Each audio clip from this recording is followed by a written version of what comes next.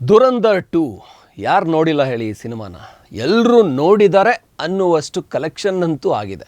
ಇದರ ಕಲೆಕ್ಷನ್ ಎಷ್ಟಾಗಿದೆ ಗೊತ್ತಾ? ಈಗ ಇದು ಭಾರತದ ಇತಿಹಾಸದಲ್ಲೇ ಅತ್ಯಂತ ಹೆಚ್ಚು ಗಳಿಕೆ ಮಾಡಿದ ಸಿನಿಮಾ ಅನ್ನಿಸ್ಕೊಳ್ಳೋದಕ್ಕೆ ಕೆಲವೇ ದಿನ ಬಾಕಿ ಇದೆ.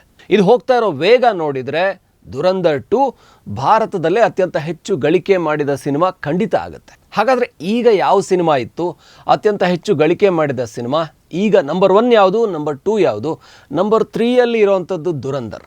ಈಗ ದುರಂಧರ್ ಎಷ್ಟು ಯಶಸ್ವಿಯಾಗಿ ಮುನ್ನುಗ್ತಾ ಇದೆ ಅಂದರೆ, ಮಾರ್ಚ್ 19ಕ್ಕೆ ದುರಂಧರ್ 2 ರಿಲೀಸ್ ಆಗಿದ್ದು ಮುನ್ನುಗ್ತಾ ಇರೋ ವೇಗ ನೋಡ್ತಾ ಇದ್ದರೆ ಇದು ದಂಗಲ್ ದಾಖಲೆಯನ್ನು ಮುರಿಯೋದ್ರಲ್ಲಿ ಡೌಟೇ ಇಲ್ಲ. ದಂಗಲ್ 2016ರಲ್ಲಿ ತೆರೆ ಕಂಡಿದ್ದಂಥ ಸಿನಿಮಾ. 2017ರಲ್ಲಿ ತೆರೆ ಕಂಡಿದ್ದಂಥ ದಂಗಲ್ 2090 ಕೋಟಿ ಕಲೆಕ್ಷನ್ ಮಾಡಿತ್ತು. 2090 ಕೋಟಿ ಕಲೆಕ್ಷನ್ ಮಾಡಿತ್ತು.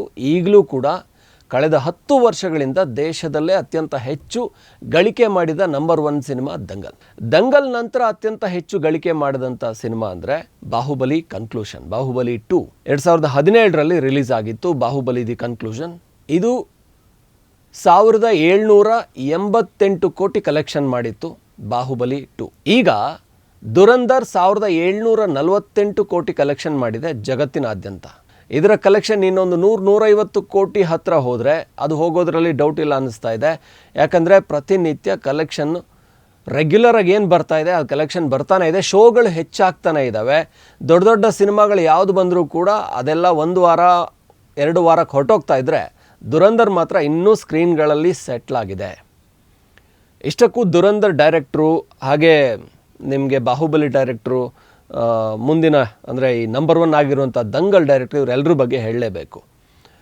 ನಂಬರ್ 1 ಕಲೆಕ್ಷನ್ ಈಗಲೂ ಇರುವಂಥ ದಂಗಲ್ನ ಡೈರೆಕ್ಟ್ರ್ ನಿಮಗೆ ಗೊತ್ತಿರಬೇಕು, ನಿತೇಶ್ ತಿವಾರಿ ಅಂತ. ಇವರು ರಾಮಾಯಣ ಸಿನಿಮಾವನ್ನು ಈಗ ಮಾಡ್ತಾ ಇದ್ದಾರೆ. ನಮಗೆಲ್ಲ ಗೊತ್ತು, ಯಶ್ ರಾವಣನ ಪಾತ್ರದಲ್ಲಿ ಆ್ಯಕ್ಟ್ ಮಾಡ್ತಾ ಇರೋ, ರಣಬೀರ್ ಕಪೂರ್ ರಾಮನ ಪಾತ್ರದಲ್ಲಿ ಆ್ಯಕ್ಟ್ ಮಾಡ್ತಾ ಇರುವಂಥ, ಸಾಯಿ ಪಲ್ಲವಿ ಆ್ಯಕ್ಟ್ ಮಾಡ್ತಾ ಇದ್ದಾರೆ ಸೀತೆಯ ಪಾತ್ರದಲ್ಲಿ. ಆ ಸಿನಿಮಾವನ್ನು ಮಾಡ್ತಾ ಇರುವಂಥ ನಿತೇಶ್ ತಿವಾರಿ ಡೈರೆಕ್ಟ್ ಮಾಡಿದ್ದ ಮಹಾವೀರ್ ಪೋಗಟ್ ಅವರ, ಕುಸ್ತಿಪಟು ಮಹಾವೀರ್ ಪೋಗಟ್ ಅವರ ಜೀವನಾಧಾರಿತವಾದಂಥ ಕತೆ ದಂಗಲ್ ಈಗಲೂ ದೇಶದ ನಂಬರ್ 1 ಕಲೆಕ್ಷನ್ ಮಾಡಿರುವಂಥ ಸಿನಿಮಾ. ಇನ್ನು south celebrated super star director Rajamouli ಅವರ ಬಾಹುಬಲಿ ದಿ ಕನ್ಕ್ಲೂಷನ್, ಬಾಹುಬಲಿ ರಾಜಮೌಳಿ ಈಗ ವಾರಣಾಸಿ ಅನ್ನುವಂಥ ಸಿನಿಮಾವನ್ನು ಮಾಡ್ತಾ ಇದ್ದಾರೆ. ಸೊ ಬಾಹುಬಲಿ ನಂತರ RRR ಅದನ್ನು ಕೂಡ ಅಷ್ಟೇ ಸೂಪರ್ ಡೂಪರ್ ಹಿಟ್ ಮಾಡಿದರು. ಜೊತೆಗೆ RRR ಸಿನಿಮಾ ಆಸ್ಕರ್ ಗೆಲ್ಲುವ ಮಟ್ಟಿಗೆ ಯಶಸ್ವಿ ಆಯಿತು.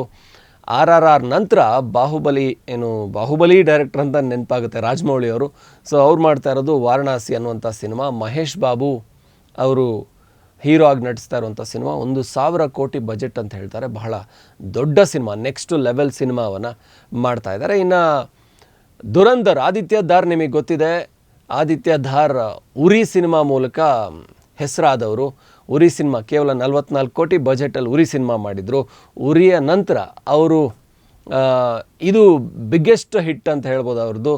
ಹಾಗಾಗಿ ಉರಿ ಆ ಟೈಮಲ್ಲಿ ಏನು ಪಾಕಿಸ್ತಾನ್ ಮಾಡಿದಂಥ ಏನು ಮೋಸದ ದಾಳಿ ಇತ್ತಲ್ಲ, ದಾಳಿಗೆ ಭಾರತ ಏರ್ ಸ್ಟ್ರೈಕ್ ಮಾಡ್ತಲ್ಲ, ಅಂದರೆ ಭಾರತ ಅಲ್ಲಿಗೆ ನುಗ್ಗಿ ಹೊಡೆದಿದ್ದು, ಘುಸ್ಕೆ ಮಾರಂಗೆ ಅಂತ ಹೇಳ್ತಾರಲ್ಲ, ಆ ರೀತಿ ಪಾಕಿಸ್ತಾನದ ನೆಲದೊಳಕ್ಕೆ ಹೋಗಿ ಅಲ್ಲಿಯ ಭಯೋತ್ಪಾದಕ ನೆಲೆಯನ್ನು ನಾಶ ಮಾಡಿ ಮತ್ತೆ ವಿಮಾನವನ್ನು ಹತ್ಕೊಂಡು ಬಂದು ಭಾರತದೊಳಗೆ ಸೇಫ್ ಆದಂಥದ್ದು. ಕೇವಲ ಅರ್ಧ ಗಂಟೆ 1 ಗಂಟೆಯಲ್ಲಿ ನಡೆದಂಥ ಆಪ್ರೇಷನ್ ಇತ್ತಲ್ಲ, ಅದು ಉರಿದಿ ಏರ್ ಸ್ಟ್ರೈಕ್ ಇತ್ತಲ್ಲ, ಆ ಸಿನಿಮಾವನ್ನು ಮಾಡಿದವರು. ಈಗ ದುರಂಧರ್ ಈಗ ಕಲೆಕ್ಷನ್ನಲ್ಲಿ ನಂಬರ್ 1 ಆಗೋದಕ್ಕೆ ಕೆಲವೇ ದಿನ ಬಾಕಿ ಇದೆ.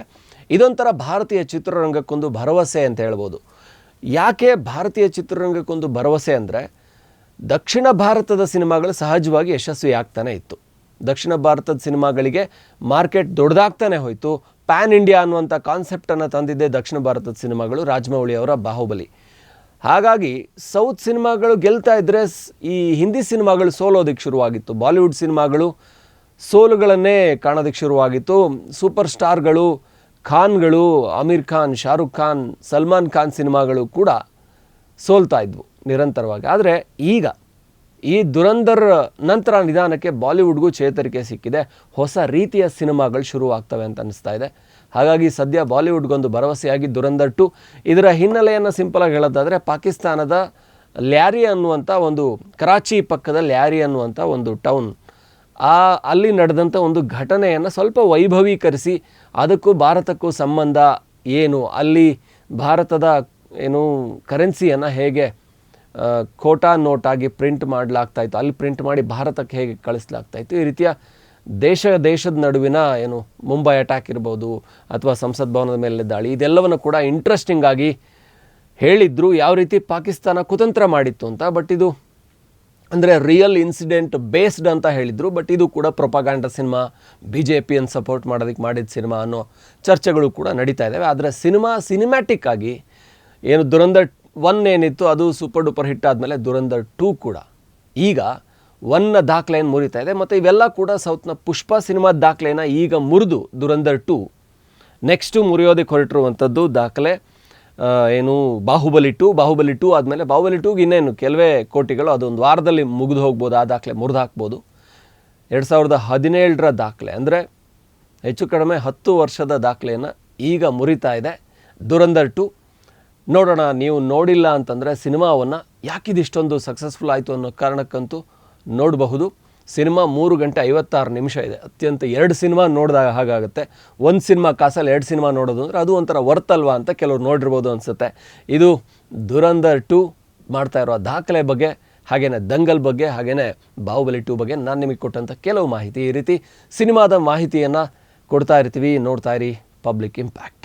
ನೀವು ಸಣ್ಣ ಆಗ್ಬೇಕಲ್ವಾ? ಅದು ಒಂದು ಉತ್ತಮ ಆಹಾರದಿಂದ ಸಣ್ಣ ಆಗ್ಬೇಕಲ್ವಾ? ಪ್ರತಿದಿನ ನಮ್ಮ ಜೀನಿ ಸ್ಲಿಮ್ನ ಯೂಸ್ ಮಾಡಿ ಯಾವುದೇ ಸೈಡ್ ಎಫೆಕ್ಟ್ ಇಲ್ದಂಗೆ ನೀವು ಸಣ್ಣ ಆಗ್ತೀರಾ. ಇಂತಹ ನೈಜ ಕುತೂಹಲ ಭರಿತ ಸುದ್ದಿಗಳು ನಿಮಗೆ ಸಿಗಬೇಕಂದ್ರೆ ರಾಜ್ಯದ ಪ್ರತಿಷ್ಠಿತ ಜನಪರ ಡಿಜಿಟಲ್ ಸುದ್ದಿ ಮಾಧ್ಯಮ ಪಬ್ಲಿಕ್ ಇಂಪ್ಯಾಕ್ಟ್ ಚಾನೆಲ್ ಅನ್ನು ಯೂಟ್ಯೂಬ್ನಲ್ಲಿ ಸಬ್ಸ್ಕ್ರೈಬ್ ಮಾಡ್ಕೊಳ್ಳಿ.